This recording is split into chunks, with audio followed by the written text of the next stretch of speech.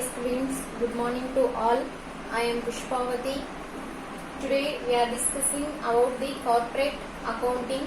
In this subject we have to see in the second BCom third semester corporate accounting. So corporate accounting is a special branch of accounting. So with this the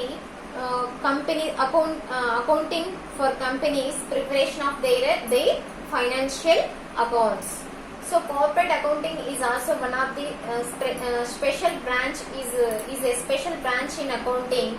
So this corporate accounting is prepare the accounting for companies accounts, preparation of their company's final accounts.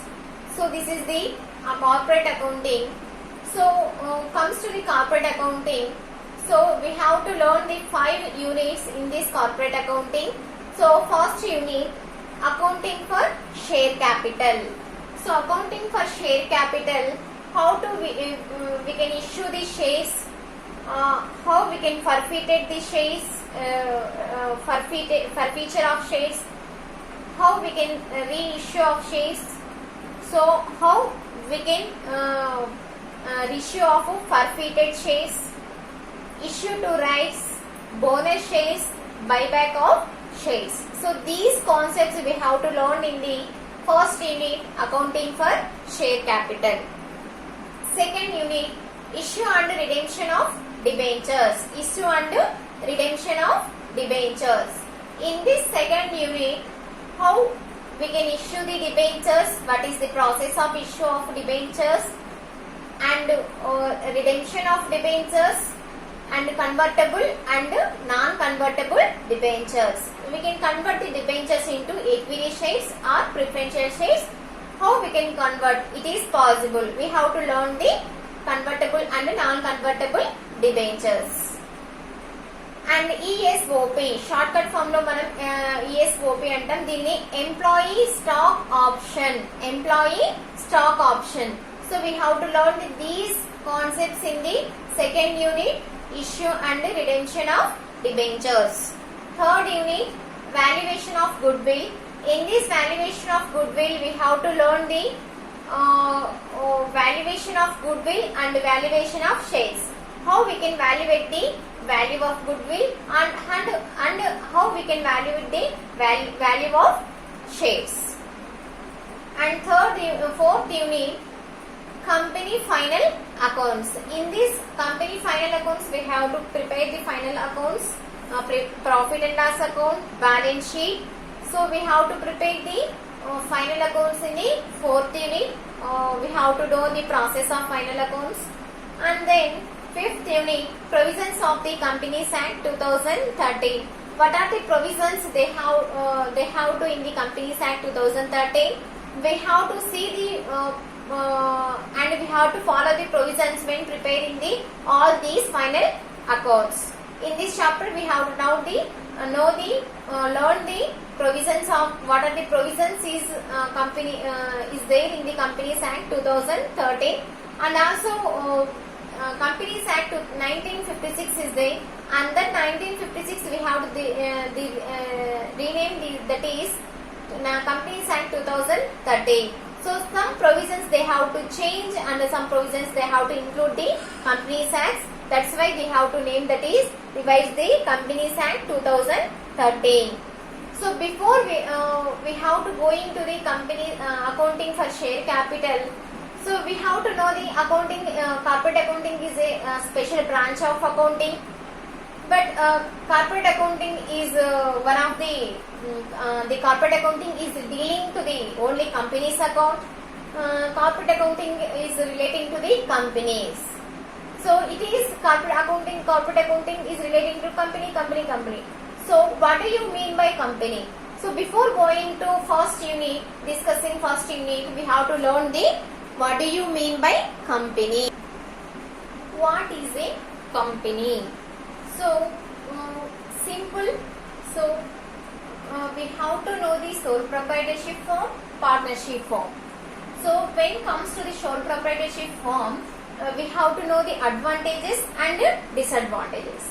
So comes to the disadvantages. In sole proprietorship, only single person they have to accumulated they have to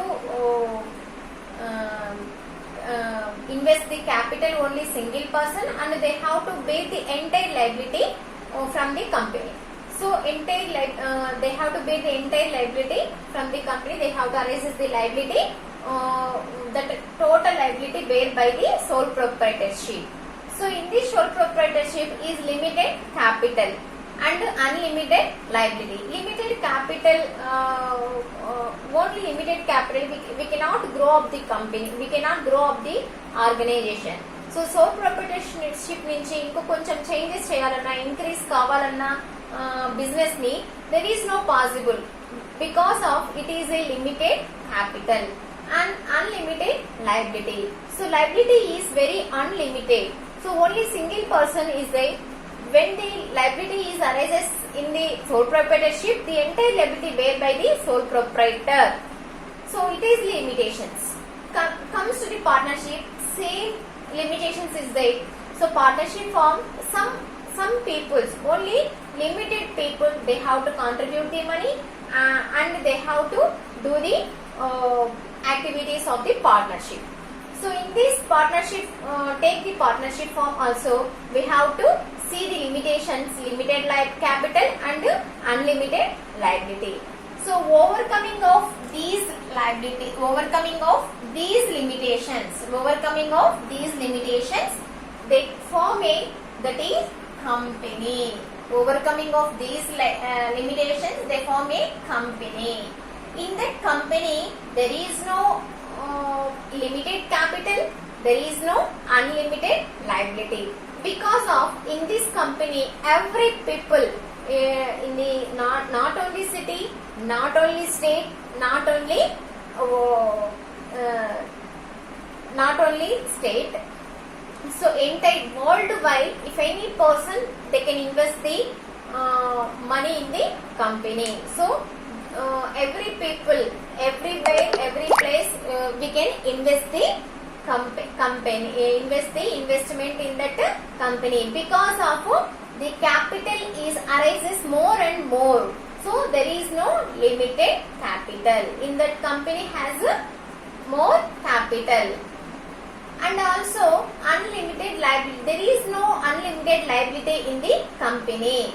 So in that company, limited liability, unlimited capital and limited liability. So unlimited capital, so many members, they can invest the investment, because of they can arise the capital more and more. And when comes to the liability, it is very limited in the company.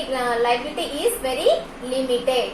For example, 1000 rupees I was invested in the ABC company. So my liability is surrounding the only 1000 rupees. Only 1000 rupees I bear the liability. It is limited liability. So not cross the 1000 rupees. My liability is surrounding the 1000 rupees. Limited to only 1000 rupees. That is the limited liabilities. Overcoming of sole proprietorship limitations and partnership limitations, there arise a company. In that company, unlimited capital is the limited liability. So it is the general meaning of a company. In accounting language, what is a company? So a company is an association of persons who contribute money or money's worth. So some people, they have to associate it together. They contribute some people's money or some people's money's worth of common stock, and also uses it for common purpose. The entire capital used only for the common purpose. So the company, it is a artificial person created by law. Company is one of the artificial person, they created by the law. So a company is an association of persons who contributes monies or money's worth to common stock, and thus that money uses it for a common purpose. It is an artificial person. It is a artificial person created by law. This is the meaning of a company. Comes to the definition. So many definitions is there, but we have to take the definition from the section 2 subsection 20 Companies Act 2013. According to the Companies Act 2013 section 2 subsection 20, a company incorporated under this act, if any company is registered in this act or under any previous law, they have registered under any previous law, that is a company. So we have to know simple definition is there. So many definitions is there, but we have to know the Companies Act 2013 section 2 subsection 20. Company is incorporated under this act or under any previous law. This is the definition of a company.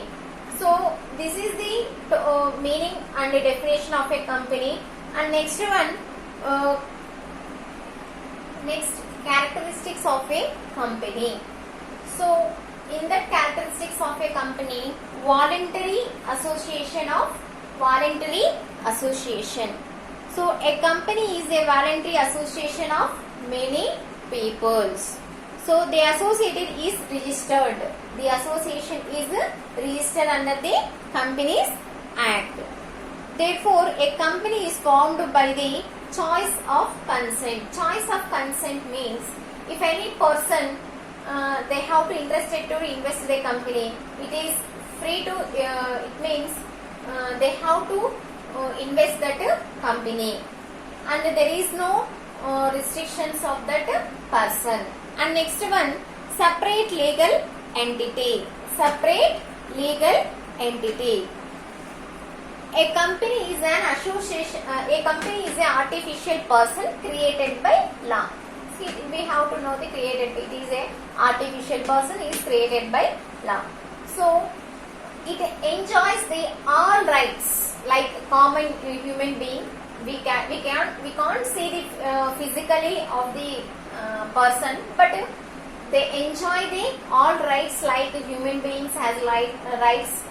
So if any they have to contract with the another peoples, and they have to purchase the assets, and the company is purchase the assets from the another persons.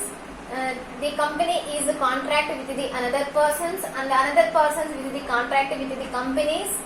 And if any losses,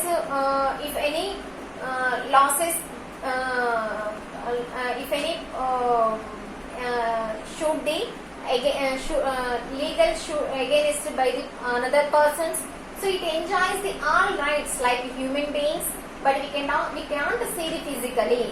So మనం physical గా కంపెనీని చూడకపోయినప్పటికీ like human beings ఉండే all rights కూడా కంపెనీకి ఉంటాయి.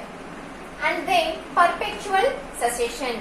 If any investor, if any shareholder, they can die or they can remove from the company or exist from the company, or if any person is enter into a new if any new person is enter into a company, that these activities are not affected to the company is going to continue.